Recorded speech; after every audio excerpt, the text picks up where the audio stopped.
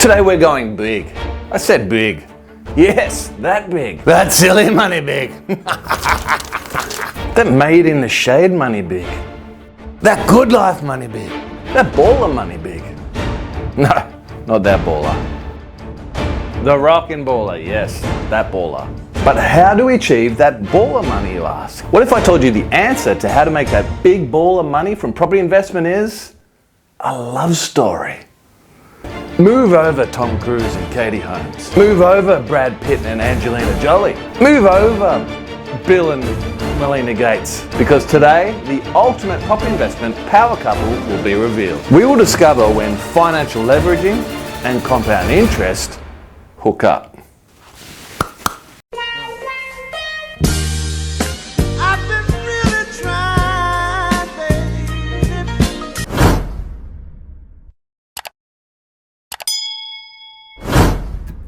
Let me also add, by the end of this video, we'll not only uncover how to make the big money, that baller money, through property investment, but at the same time show you how to build a successful property portfolio. And, as promised, so here's a quick question. You've saved one deposit to buy one investment property. So how many deposits do you need to save for to buy 6 investment properties? When it comes to purchasing multiple properties with just one deposit and making the big moolah when it comes to residential property investment, let's pull back the bed sheets then on when financial leverage and compounding interest collide in property investment. They're going at it. How to get to the big ball of money in property investment. Key element number 1. Initially, you need to have the means. Okay?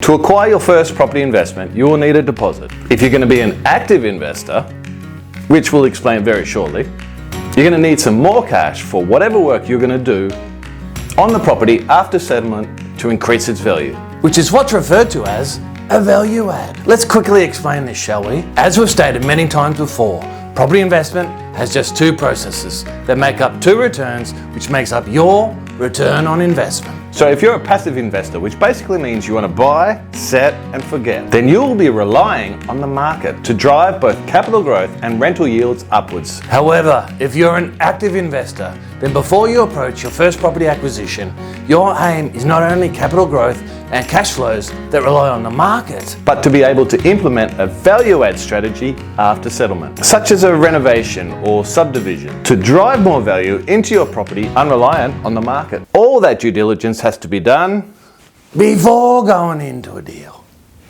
Before.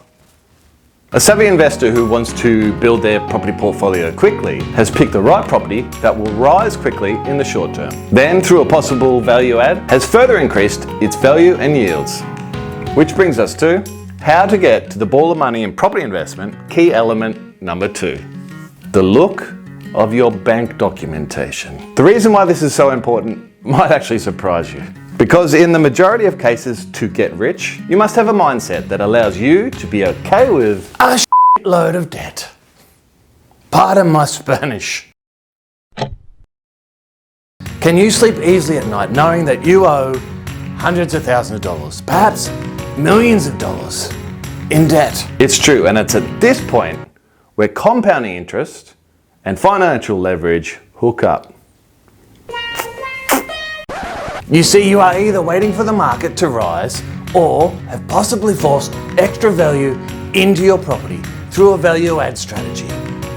And now you're headed back to the bank or broker to utilize financial leverage to pull equity out, generated from the market and or value add, for all the costs you need to purchase for your next property. 1 deposit, 1 lot of startup costs, and if applicable, 1 lot of renovation costs. And just repeat. Which brings us to key element number 3, net worth and cash flows. So you've now purchased your second property, or third property, or 6th property.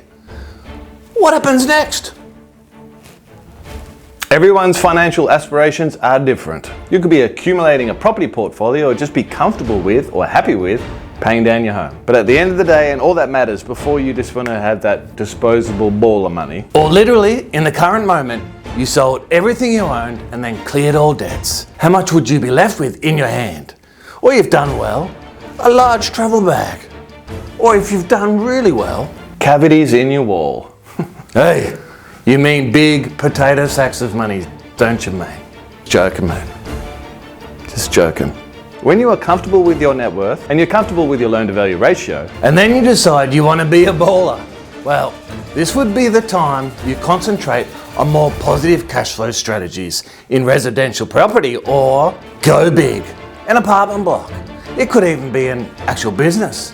It often amazes me that people will borrow $550,000 on a property to possibly make maybe an extra $200 per week in your pocket, when they could just go sell 10 shirts at $20 each on eBay and not be in that debt and get the same return. Just saying. what a lot of savvy property investors look at doing is changing over to commercial property. In fact, there's just been a book written on it. Steve Polisi, an old friend of mine in fact, he's written a book on commercial property.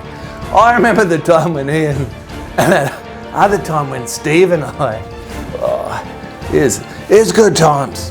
In short, if you want a ball and you're happy with your net worth, head on over to www.polisiproperty.com and talk to my old mate Steve, right? Steve Polisi. Talk to him about commercial property.